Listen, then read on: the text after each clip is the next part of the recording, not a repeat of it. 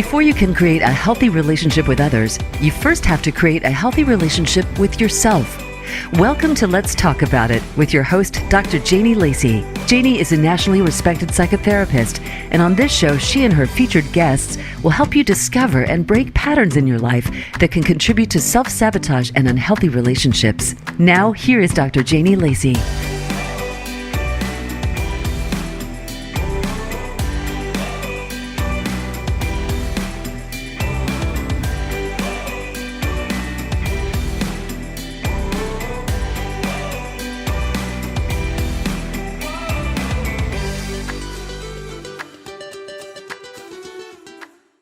Welcome to another episode of Let's Talk About It with Janie Lacy. Did you know that grief is a natural human response to the loss of a loved one? It can show itself in many ways. Grief moves in and out of stages, from disbelief to denial, to anger and guilt, to finding a source of comfort, to eventually adjusting to the loss. Losing someone we love is never easy, especially when the death is sudden. Your mind races, shock, disbelief, anger. So many emotions are running through you. Many will wonder, how will I ever move on with my life when I feel so frozen in my pain? Well, today's guest is here to help you become unfrozen, or to help you support someone who's deeply, often probably grieving a sudden loss. Her name is Cathleen Elle. She's a transformational speaker, a certified success coach, a loss expert, an author, podcaster, so much more. But she believes by assisting people to move through the layers of pain and trauma and to break limiting beliefs, it will revolutionize lives, your life. She's here to discuss her award-winning book, Shattered Together, A Mother's Journey from Grief to Belief. Welcome to the show, Kathleen. Thank you for having me, Janie. It's so good to see you. So good to see you as well. So I read some of your titles, all the great things that you're doing and impacting lives and turning your own pain to purpose. But outside of that, for those that are meeting Kathleen for the first time in our audience here, but Let's Talk About It with Janie Lacy, who is Cathleen Elle? Who is she? Outside all those titles, who is she? Who is Cathleen Elle? Tell us a little bit about yourself. Oh, that's such a great question. I love to hike. I love to play. I love to laugh. I love to bring humor into any situation that we might be in, because if we can lighten the load and lighten the energy around us, we get to just be able to be the light that we are. I'd like to think that I'm a light in the world like you are or anyone else. And I'm a mom. My son transitioned in 2010 at 19, and my daughter is going to be 32. And I'm a former politician, government official, lobbyist, business owner. And, I'm just a woman that wants to assist others through their challenges. Oh, you're definitely a light, and like attracts like, which is probably why we ended up in the same space last year. And you always stood out to me with sharing your story. So I'm glad to have you. But you did mention something interesting that I was planning on wanting to dive a little deep into that a little bit. But share with us about your previous career in government and legislation, and what was that journey to get to that chosen career path in particular? Oh, it's so funny. I was a kid that was born to abusive alcoholic, sexual, physical, emotional abuse as a child. Never thought I'd ever get anywhere, professionally. And I just had this drive. I remember as a kid just thinking there's got to be something more to life than this. My dad actually even shot at us. My birth father actually even shot at us as a child. So the environment was an environment where I could have gotten stuck in. And yet there was a drive inside me. So I was a business owner with my children's dad. And there was a legislative breakfast that came up, that there was a big debate, and one of the legislators that was there appeared unengaged. I'm just going to say appeared unengaged. And it really bothered us because it was a pretty big issue that we were just debating. And I left that meeting, and my husband said at the time, "You should run to be a legislator." I'm like, I know nothing about politics. I'm under 30 years old. I don't have a college degree. Are you kidding me? I've never spoken in public ever. And we discussed it more, and we asked a few people, and then I asked the legislator that was unengaged, and he's like, "If you run, I'll resign and I'll support you." And so I ran, and it was so honored, when I stood there for the first time and I ran the first, I could go into so many stories. My first speech, I blacked out. I was sweating. I was shaking. I couldn't speak. It was horrible. It was absolutely awful. And yet I still got elected. And when I was standing there with lawyers, doctors, retired businessmen, millionaires, I stood there taking my oath. And when I was taking my oath, I had this download from above. It was like, you're equal to them and you have a responsibility to serve the people.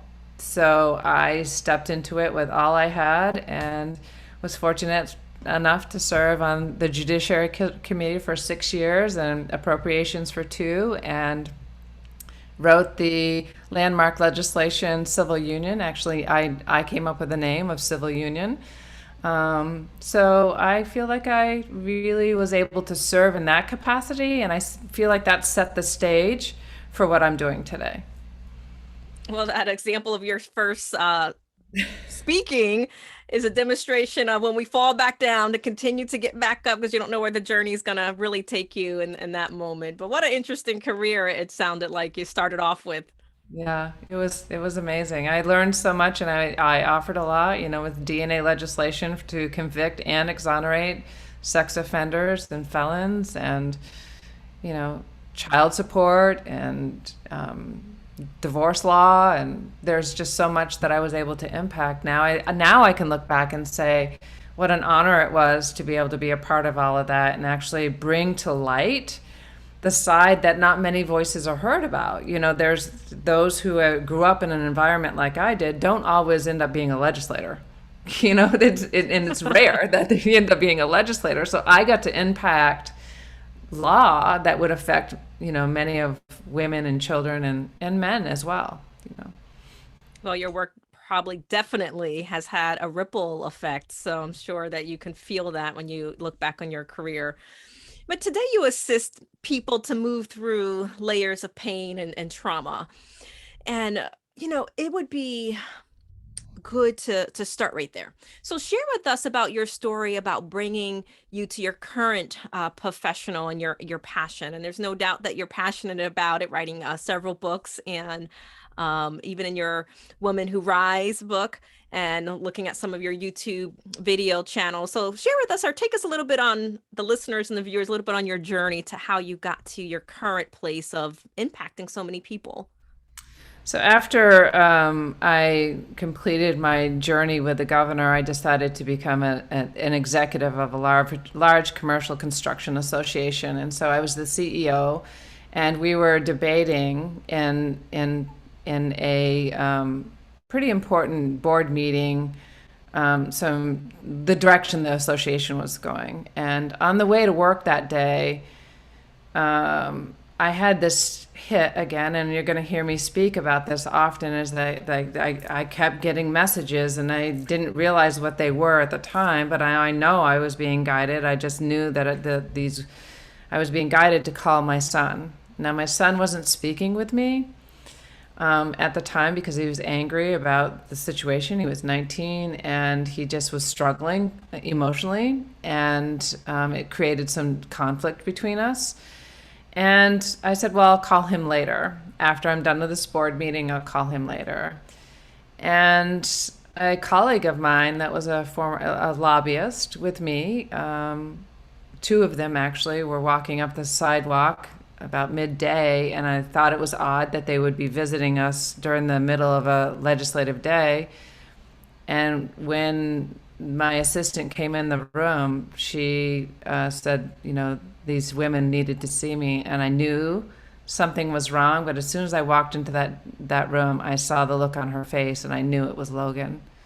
And she had told me that Logan had taken his life.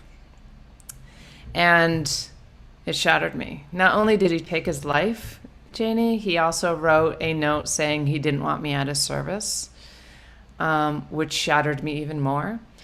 I found myself a few months after the experience lying on his grave, begging, pleading, wishing whoever, whatever took my son, please take me too. I can't do this anymore. I was numb. I was heavy. I felt like my heart was in this vice grip that was getting tighter and tighter and tighter. I was living in shame and blame and guilt, and there's so much. And I heard again this voice out of nowhere saying, if this happened in your life, then you're meant to do something with it. Now do it. So it was at that moment that I made the choice to respond to my life instead of reacting to it, and start stepping into assisting other people through their grief. I had the voice, I had the contacts, I had the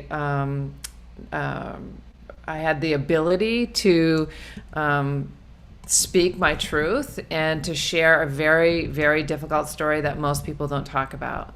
Most people don't talk about their child's taking their life. Most people don't know what the signs are. And so I made it my purpose at that moment to educate people about the signs, to prevent suicide. And the more I got involved in that, the more I realized that I needed to heal because it was shortly after his transition, and I knew that I needed to step into my own healing journey. So as I started to step in my own healing journey through cognitive thought therapy, energy healing, believing in the signs I was receiving, participating in ceremonies of plant medicine, it's ayahuasca, and then becoming a master at what's called regenerating images and memory. It's called RIM. It's a healing modality that assists us to go into our body to find past traumas and to create a new story and awareness around that. And so you can heal many generations, many traumas in this lifetime, and with an hour session. So that has been my purpose, is to share with people that there is hope, there is inspiration. You do not have to continue to live in the suffering. You do need to move through the pain, because ignoring, masking, overworking, overexercising, any of that is only going to create the shackles and the cage to get smaller and smaller and smaller that you're going to be exploding in if you don't move through your pain. You end up just suffering the rest of your life. And I made a commitment to myself and to my son, is that at that moment, I knew life could change at any minute, and I was going to live life the best I could in any way I could. So that's my story. Well, truly turning pain into purpose and beauty from ashes. Yeah. But share with us a little bit about your beloved Logan, like some of the memories, your 19 years of raising him, and that you hold dear and near to your heart. Oh, he was such a sweet boy. He was always the kindest at school. He was friends with all walks of life. It didn't matter who you were or what you did. He just always wanted to make other people feel happier. Whenever I would come home, one of my favorite memories, and I continue to feel this today, is when I would come home from work, he'd come running out of his room, no matter his age, and he'd be like, "Mommy, Mommy, what's for dinner?" No, he'd say, "Mommy, Mommy, I love you. What's for dinner?" As a boy, food is really important to them. And so there are so many memories. We had even during the tumultuous times, we had a rule in the house that no matter what time we sat down for dinner, we would sit down, the three of us, his sister, Ashley, Logan, and me. We'd put the phones away, we'd turn the TV off, and there'd be no distractions. And for a half an hour, we would sit there, and if they wanted to talk, they could. If they didn't, they didn't have to. But we were not going to have a distraction as we were there as a family. And, they didn't like it then, but my daughter shares with me that that's probably one of the best things that I could have done. I do have a funny story I'd love to share if we have time for that. I'd Yeah, love absolutely. to share. So I was running for office. I was a representative for the community, and I was running against this woman as a senator. So my 8th year, I decided that I would either run for a higher office or get out of office. And I was running against this woman named Susan Bartlett, and she was a longtime, very well-known senator. So it was a tough run. Well, my son thought it would be funny to go around and put vote for voyeur stickers on all of Susan Bartlett's signs in the community. So he and his friend, and I didn't know that at the time. So the next day I'm driving Logan and his friend to school, and I see the signs with vote for voyeur. I'm like, oh my gosh, who did that? And Logan in the back is smirking, and he couldn't help but he goes, I hate her. And I'm like, you cannot do that. You cannot do that. We do not do that again. And it's just funny how protective he was of me and I of him. And so, yeah, he always had my back and continues to. That is definitely a funny story. Sounds like he was a character. He was. He loved basketball. He loved to play golf. He was a great kid. He was active in activities. Yeah. Mhm. Yeah.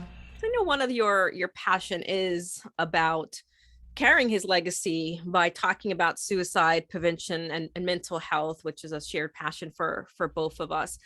But can you share with those parents or the people that are watching or listening or will be watching or listening us? You talked about, and I heard it in your Audible book about talking about the signs.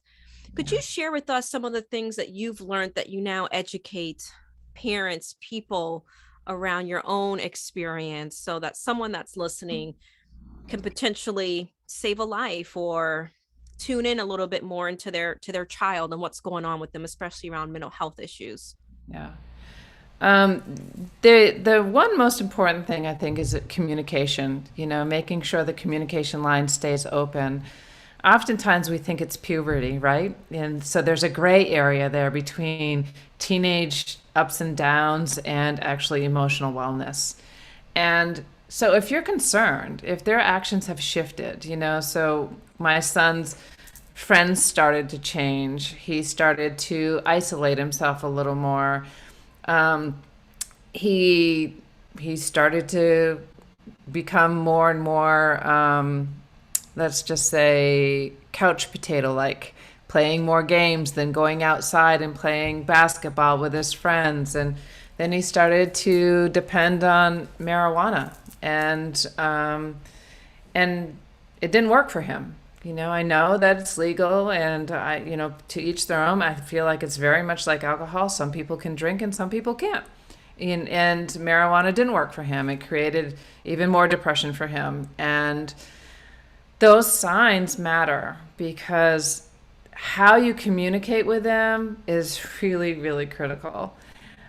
My communicating with him was trying to control the situation. I was trying to keep him in this box and lead him down this path that I thought was best and highest for him, while it may not have been his best and highest. And I don't regret what I did, because I did everything I could do in the moment that I did it with all the love I had for him and continue to have for him. So there's not any regrets, because I've actually worked through those feelings. However, when you're talking to them, ask them questions. Let them speak to you. And when they're done speaking, first listen. And then when they're done telling you, repeat to them what you think you heard. So as you're having the conversation, just say, so what I heard you say was blah, blah, blah, blah, blah. And that shows them, one, that you are listening, and two, that you either heard what they were trying to say or not. And so it just keeps the communication line open. And then when you speak what you need to speak, ask them what they heard you say, so you know that they understood you. So that communication is key. If you find that your child is starting to use alcohol and drugs, starting to give their prized possessions away, you find that they are saying, my life doesn't really matter, it's really important to ask the question, have you thought about suicide? The myth out there is that if you ask the question, it's going to cause it. And I can assure you, if you ask the question, you may prevent it. Because if they say yes, then the next level would be, do you have a plan? And if they say yes, then you get them to a hospital, you call a mental health professional, you get other people involved that know how to deal directly with what suicide is. The other thing is educate yourself now. Go look on the American Foundation of Suicide Prevention. Jump on my website at CathleenElle.com. There are many, many resources out there right now to help you know what some of those signs are. NAMI is another one, National Order of Mental Illness. It's NAMI. And so there are many ways that you can be educated about it. And if you're concerned, ask, because you could prevent a suicide. Those are tips that I hope someone's listening to, and that they're changing the way that they're interacting with their child. You know, my son is 9, Kathleen, and he had made some comments to me last year in the sense of COVID and just everything going on, that he didn't think I was listening to him, right? So, and he probably was right, because I was multitasking, I was preoccupied. So one of the things I've since changed is exactly one of the things that you're mentioning around communication. And I kind of almost think about it when I'm working with couples and I'm teaching them, so what we call the couples dialogue, the mirroring technique. Just like when we're going through a McDonald's or a Panera Bread, they're repeating back what they heard us order to make sure that we heard it correctly. So I always tell them it's kind of like we're going through a drive-through. You're just making sure. And that small shift and just repeating back and mirroring things that my son has said, I can see that it makes him feel seen, it makes him feel heard, and it lets him feel like he has mom's attention. So when we make those small shifts, and we look at the needs that our children have, or we all had as children as well, and that is the desire, we call them birthrights, the right to be seen, heard, and understood. But many times as parents, busy parents, were so preoccupied. It's kind of like, I know I was on my phone, and he's like, well, Mom, are you listening to me? So, I think when we can start practicing that, to your point, to be preventative, and then obviously to feed into our children so that we are that safe place and we are asking the questions, for those that have children, there's some things that we can do right now to help letting them know that they matter and that they have a safe place. And those are all the things that our loss expert is sharing with us today. So such important tips. What can you also share from your expertise and your own personal journey around just mental health and children in particular? Because we know that statistic, the second leading cause for children, I believe it's age 10 to 24, is suicide. So when you kind of are educating parents, and from your own journey, what are some of the things that you've learned that you can share with us? Well, mental health starts with you, really. If you are not taking care of yourself, then you cannot expect that you can take care of your child the way you need to take care of them. It's important to start to create daily practices. I just want to, I think I'm going to tie it back into this, but I want you to know it's not just children. Right now, we're talking about major change with COVID. And it's gone on for 2 years, and people are getting very, very worked up, anxious and depressed, and there are all kinds of things that are changing. So a loss of a job, a change in your job situation, a divorce, a health diagnosis, all of that has grief in it. So if you mask it and pretend it doesn't exist, it's going to just get bigger. So your children can feel the energy of your stress. Now, you may think that you're blocking it, and you may think you're coming home and putting that smile on your face, and you're just like, oh, honey, how was your day? And yeah. And they know you're not there. Whether they can acknowledge that or not, they can sense it. Our energy creates a vortex around us. So if you're not caring for yourself, you're not modeling for your children to take care of themselves either. So the first thing that I would recommend is start a morning practice of gratitude, of breath. You don't even have to meditate. Just consciously breathe. Walk in nature for 5 minutes. Set an alarm every 2 hours at work so you can sit for 3 minutes to consciously breathe in to the count of 4, hold it to the count of 4, release it to the count of 4, and hold it to the count of 4. And do that 4 times in a row. It doesn't take that long. But what it does, it gets you to start to shift your energy. It keeps your energy in motion, and it also helps bring you back to be grounded in the moment. So paying attention to that, put your electronics away for 30 minutes. Spend 30 minutes with your partner, with your coworker, with your child.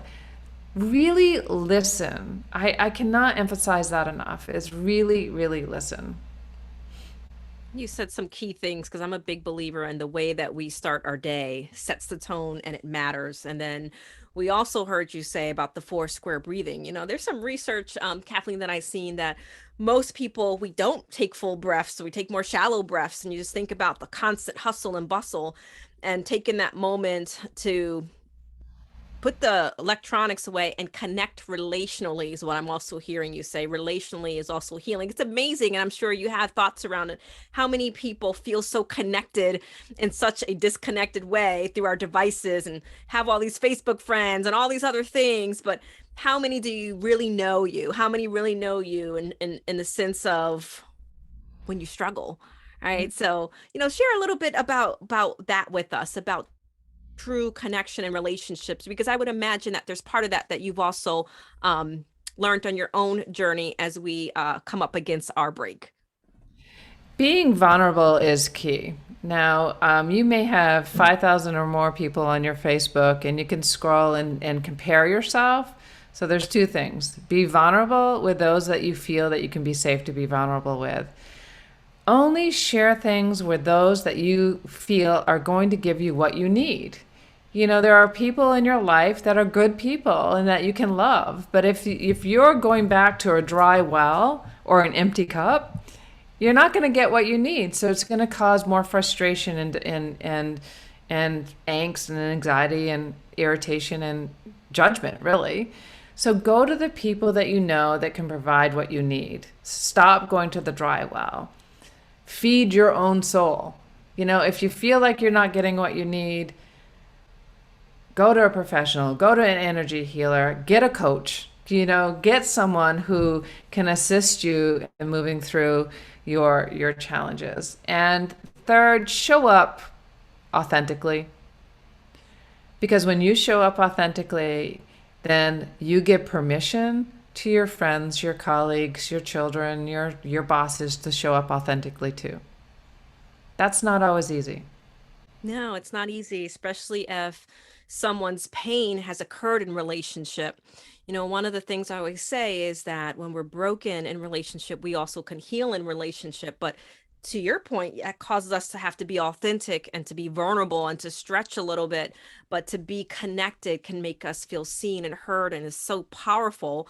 So in a recovery community, especially for those that are working towards out of addictions, because some people that are in addictions, they go to non-relational relief versus relational relief.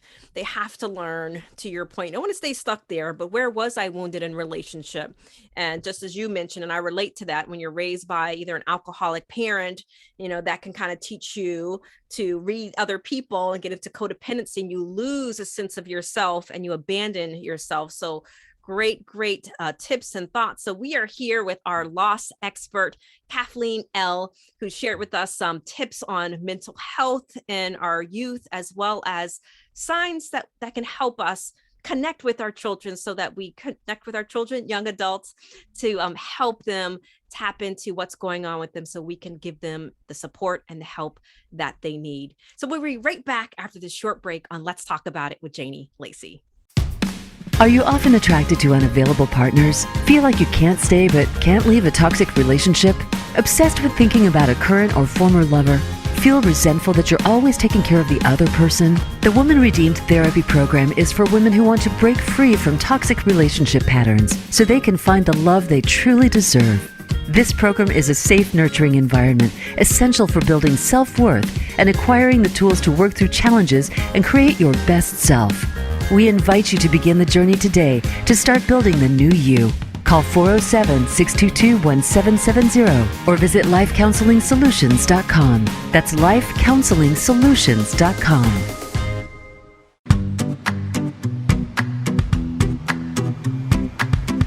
You are listening to Let's Talk About It with Dr. Janie Lacy. To reach the show today, please call into 1-888-346-9141. That's 1-888-346-9141. You may also send an email to Janie at lifecounselingsolutions.com. Now back to Let's Talk About It.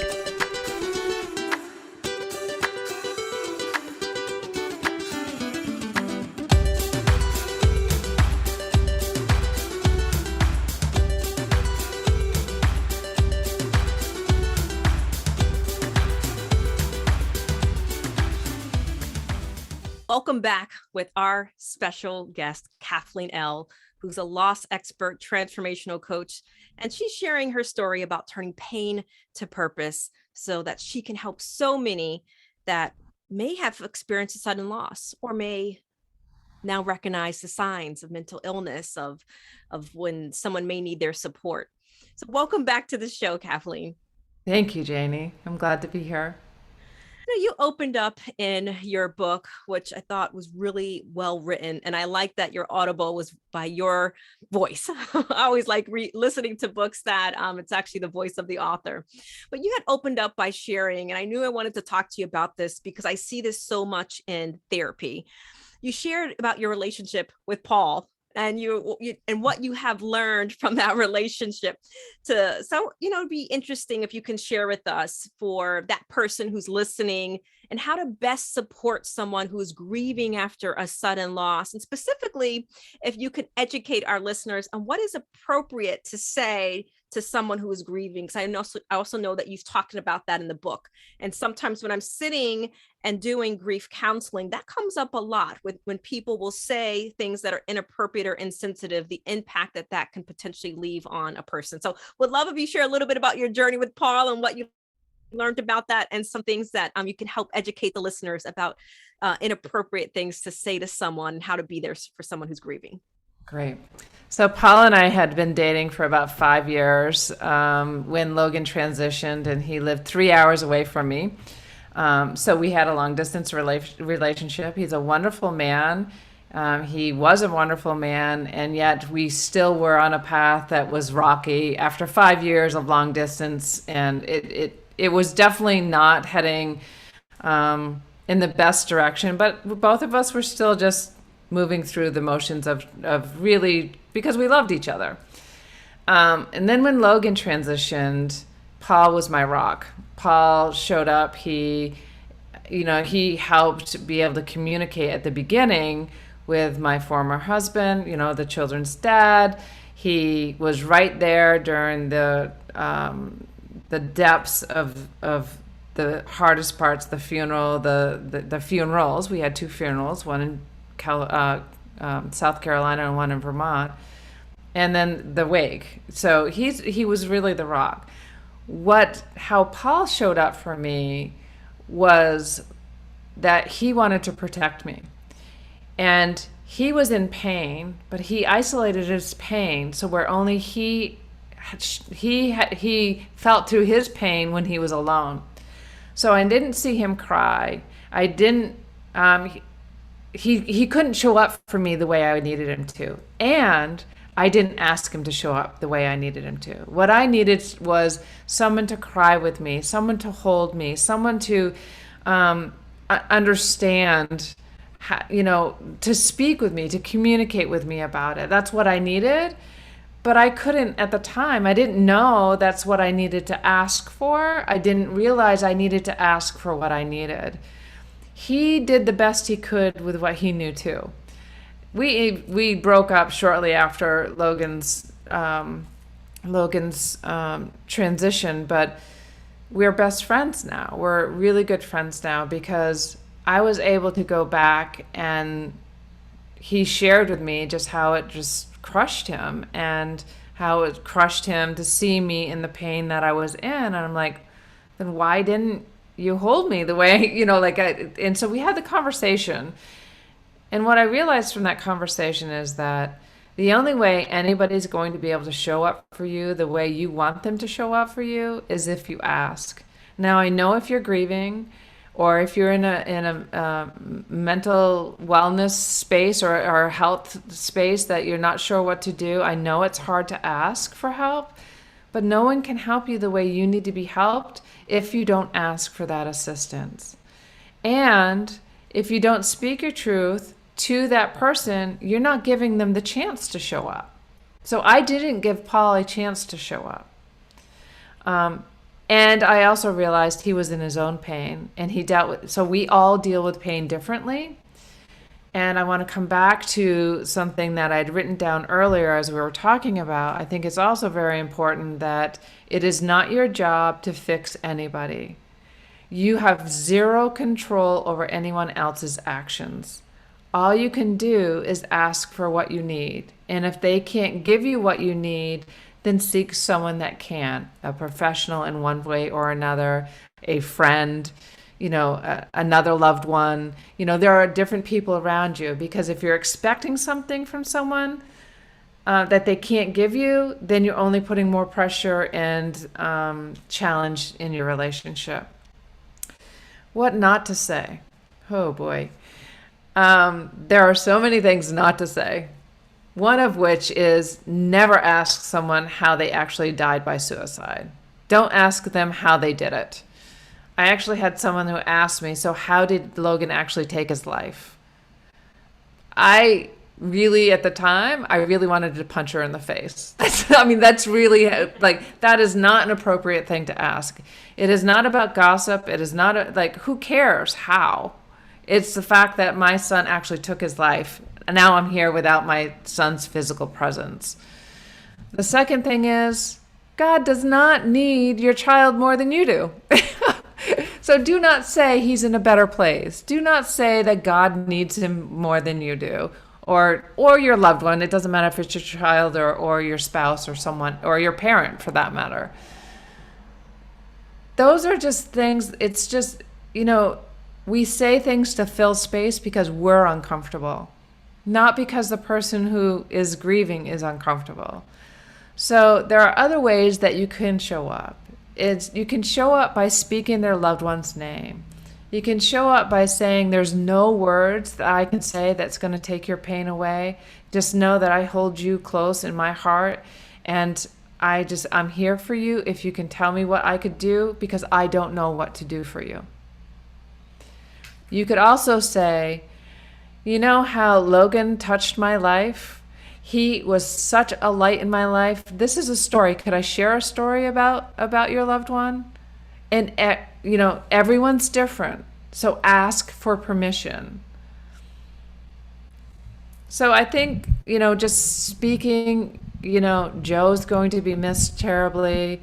Annie was such an amazing person in my life, and I'm just not even, it's going to have a hole in my life, so I can't imagine what it's going to be like for you.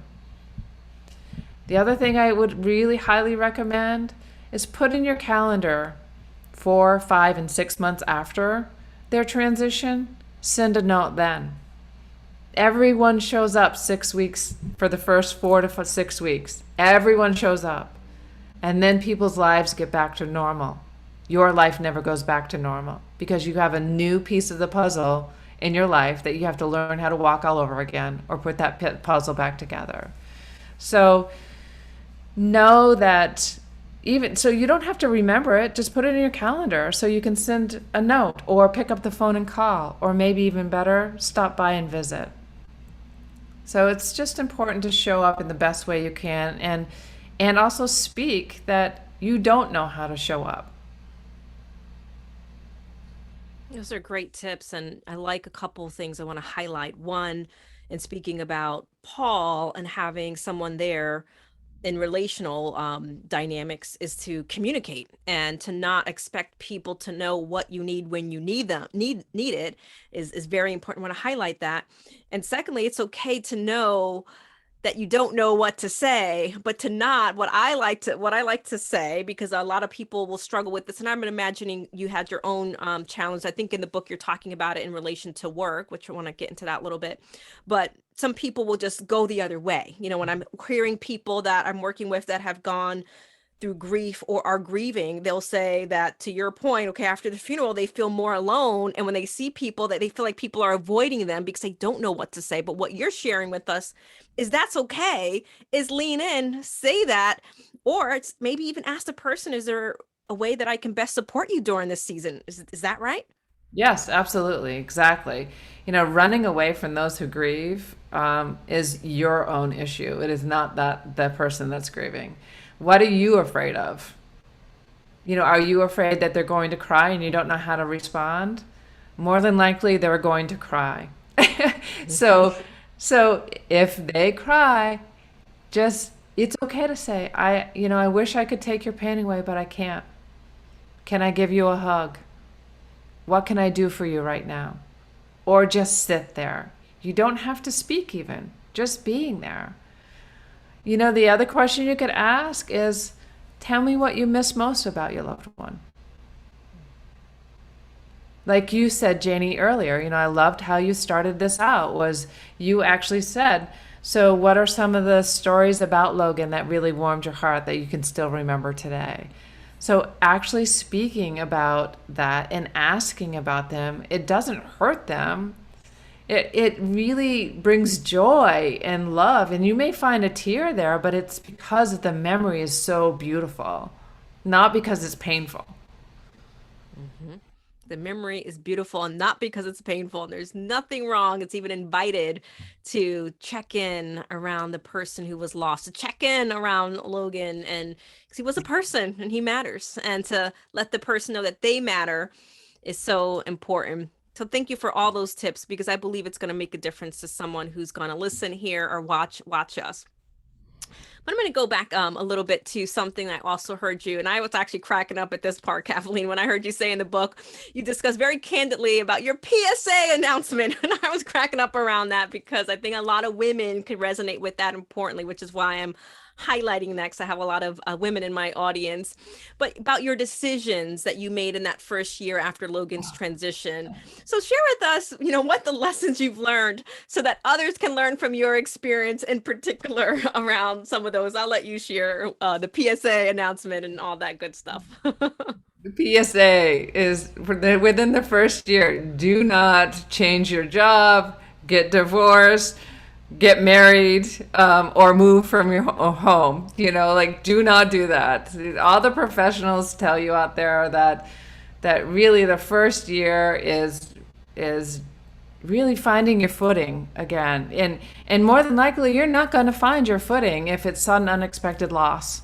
Because it's so complicated. It's nothing, and it shatters open every wall that you've ever had on any trauma you've had in your life that you haven't dealt with, that you haven't moved through. So the first year, you are not going to be the same person that you are going to be in 5 years or 10 years or even 12 years from the time that you are in that first year. That first year, there's a lot of movement, there's a lot of pretending, you are not the person that you are going to be. So the story is that Janie's talking about is that I broke up with my boyfriend. I found another boyfriend. I sold my house. I moved in with my boyfriend and got engaged. All within the first, I'd say, 18 months of Logan's transition. For me, now, and today I can go back and I'm like, all of that happened because I needed to go through what I went through, and I can find amazing things that occurred from all of that. And FYI, I am single and have been single for 4 years, so the marriage didn't work. Not because he changed, because I changed. And I think that's really important to know, is that I became a very different person than I was when I met him. I can't even remember what I was talking about. But the changes, the shifts that you go through the first year is a lot, and you're just not going to be the person that you were at all. So from that experience, because as you said, there's some beautiful moments from that, but looking back, there was a lot of transition, a lot of changes, a lot of new attachments. And for some people that are grieving, sometimes, because I actually see that a lot, sometimes they're just grasping, right? To feel, to matter, to sometimes to distract because of the healing. So how do you, and let's transition a little bit here. How do you work with clients to help them begin their healing journey, not only from what you've learned from your own journey, but now doing this, helping women professionally from those experiences? So if someone's listening to this and they have not yet reached out and they feel like, sometimes I can experience some of the women I work with where they feel like they have to be strong, they have to be tough. And some of that was their coping mechanism before, where showing emotion and vulnerability was not something that was looked at as being healthy. Mm-hmm. So what can you share with us just from a highlight perspective? If someone is listening and they're realizing, you know what, I'm still grieving my spouse, my child, my parent, how can they start to begin a healing journey? Well, the first thing is to acknowledge that you're in patterns right now that are not in your best and highest, and you know it. You feel numb, you feel heavy, you feel like you're just existing, you're surviving. So those are the first things. And if you feel any of that, I would highly encourage you to connect with a coach, with a therapist, with an energy healer, with someone who can assist you through that. You do not have to do it alone. And going it alone only continues to isolate you from others. When you have someone with you that can assist you through some of those steps, some of them is actually going into your body and finding where the pattern started to begin with, so you can break the pattern and start fresh. It's one step at a time, 1 hour at a time, 1 day at a time. Remember that you have to move through the pain in order to eliminate the suffering. You have to move through it to eliminate the suffering. And that it's a journey. It is not a one and done kind of thing. I know that with everything that we have now, it's instantaneous. It's the text, it's the calls, everything's instantaneous. Your journey here, your life is a journey. So why not invest in yourself so where you can continue to grow and feel lighter and feel more joy and feel more connected and be like, wow, I've spent 50 years of my life doing something that really nothing's wasted. So you spend 50 years of your life, which I'm using me as an example now, 50 years of my life of doing things that gave me the skills and expertise to do something that I absolutely love. So it took me to be hit over the head with a very difficult and painful situation to move through a healing journey that opened me up enough to live the life that I am meant to live, to be the person that I'm meant to be on this earth. And now I can look back and say all of those other things gave me the tools, the knowledge, the expertise to be able to do what I do well. And continue to invest in yourself. Continue to invest in yourself. You can only take care of you. You cannot take care of anybody else. If you are not serving people from the overflow from your cup, I'm not talking half full or half empty. I'm talking fill your own cup up and then serve from the overflow. Because when you serve from the overflow, you're serving from gratitude and joy and excitement and anticipation and connection. When you're serving from half full or half empty, you're serving out of resentment, out of anger, out of obligation, out of responsibility. And all of that has an energy to it. All of it does. So how do you feel when someone shows up when they're joyous about it and wants to assist you, or when you can feel they're showing up because they have to? What does that feel like to you? So if you're showing up that way, invest in a coach, invest in someone that can assist you in moving through your healing journey in one form or another. It's not just talk therapy, really. It's that or some type of healing, a journey of a sort. Absolutely.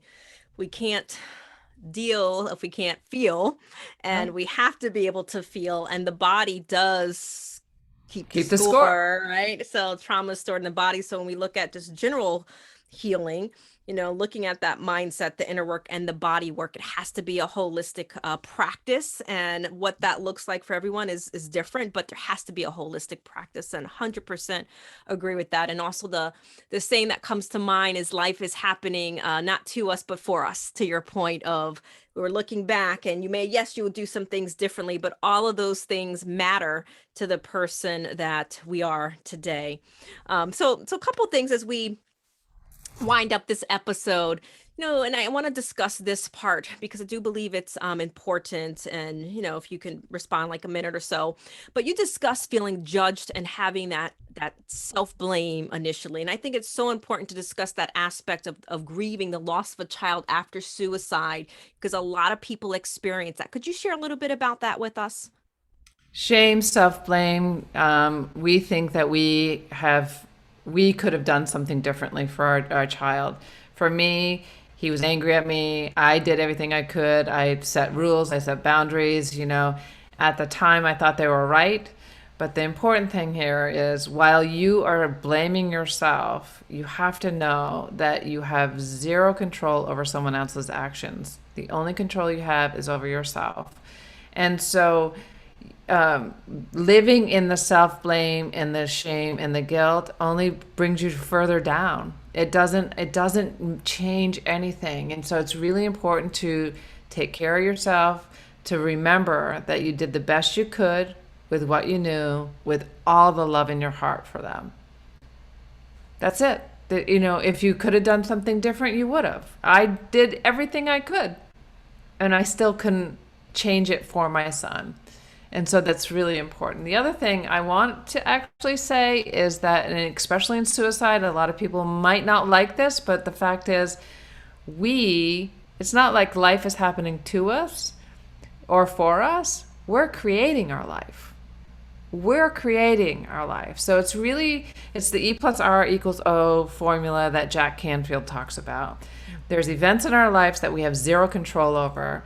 It's our response or our reaction that's going to cause the outcome of our life.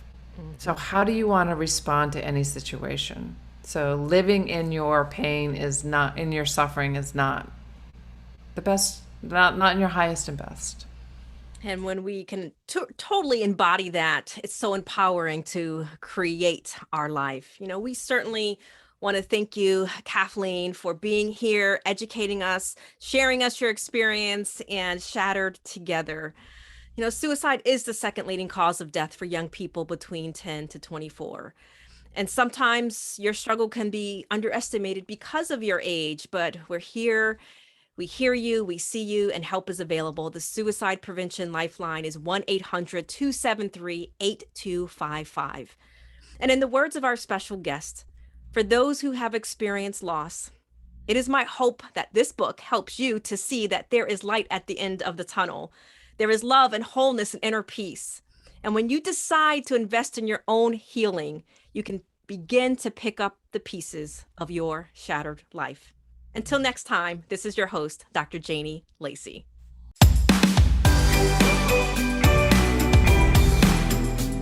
Thank you for tuning in. Let's Talk About It can be heard live every Wednesday at 5 p.m. Pacific Time and 8 p.m. Eastern Time on the Voice America Empowerment Channel. Please join your host, Dr. Janie Lacy, for another edition of the show next week.